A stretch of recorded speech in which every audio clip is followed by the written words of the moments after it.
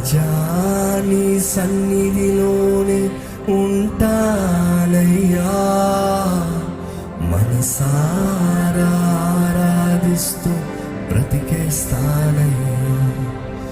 నేనుండాలేనయ్యా,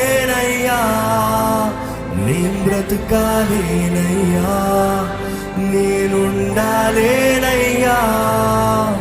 నేను బ్రతుకాలేనయ్యా, నీ తోడే లేకుండా